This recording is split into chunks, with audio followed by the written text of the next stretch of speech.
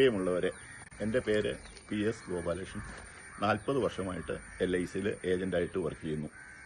ഞാൻ ഇന്ന് രണ്ട് കാര്യങ്ങളെ പറയുന്നുള്ളൂ, 2 പദ്ധതികളെക്കുറിച്ച് മാത്രം. കാരണം ഇനി ഉത്സവകാലങ്ങൾ വരുവാണ്. ഓണം വരുന്നു, ക്രിസ്മസ് വരുന്നു. ഈ ഉത്സവ നാളുകളിൽ നമുക്കും LIC ഒരു ഉത്സവം തന്നിട്ടുണ്ട്. അതാണ് ജീവൻ ഉത്സവം. ഈ പോളിസിയുടെ പ്രത്യേകത എന്താണെന്ന് വെച്ച് കഴിഞ്ഞാൽ, ജീവിതകാലം മുഴുവനും വരുമാനവും ഇൻഷുറൻസും കിട്ടുന്ന ഏക പോളിസികളിലൊന്നാണിത്.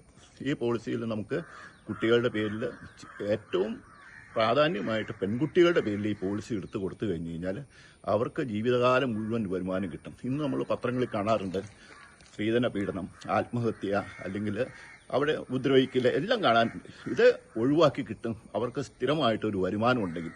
അതിനു വേണ്ടിയിട്ട് പ്രത്യേകമായിട്ട് LIC വിഭാവനം ചെയ്തൊരു പോളിസിയാണ് ഇത്.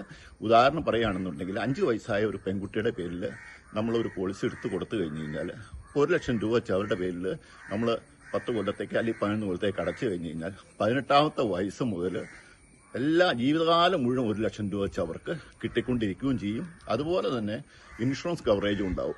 എമർജൻസി എപ്പോഴെങ്കിലും കാശിന് ആവശ്യം വന്നു കഴിഞ്ഞാൽ ഈ അടച്ച പൈസയും ബോണസും എടുക്കാനുള്ള സൗകര്യമുണ്ട്. അതുപോലെ ഏത് വിധത്തിലും ഒരു പ്രയോജനപ്പെടുന്ന കുട്ടികളുടെ പേരിൽ, ആൺകുട്ടികൾക്കാണെങ്കിൽ വിദ്യാഭ്യാസത്തിനും അത് കഴിഞ്ഞ് അവർക്ക് ഒരു സ്ഥിരമായ വരുമാനത്തിനും ഉപകരിക്കാം. അതുപോലെ രക്ഷകർത്താക്കൾക്കാണെങ്കിലും ഭാര്യയ്ക്കും ഭർത്താവിനുമാണെന്നുണ്ടെങ്കിലും സ്ഥിരമായ വരുമാനത്തിലേക്ക് ഈ പോളിസി ഉപയോഗിക്കാം. അതുകൊണ്ട് എല്ലാവർക്കും പറ്റിയ ഏറ്റവും നല്ല ഒരു പോളിസിയാണ് ജീവൻ ഉത്സവം.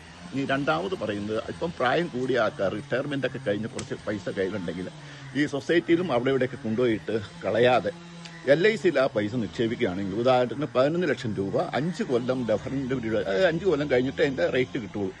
നിക്ഷേപിച്ച് കഴിഞ്ഞാൽ 1 ലക്ഷം രൂപ വെച്ച് ജീവിതകാലം മുഴുവൻ കിട്ടും.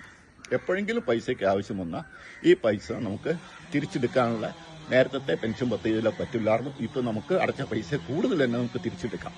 അപ്പോൾ അതുകൊണ്ട് 2 പദ്ധതികൾ, അതും സ്ഥിര വരുമാനത്തിൻ്റെ പദ്ധതികളെ പറഞ്ഞുള്ളൂ. ഈ പദ്ധതികളെ പറ്റി ആലോചിച്ച് വളരെ പെട്ടെന്ന് ഈ ഉത്സവകാലത്തിന് മുമ്പ് തന്നെ ഒരു തീരുമാനം എടുക്കണം. Okay, thank you.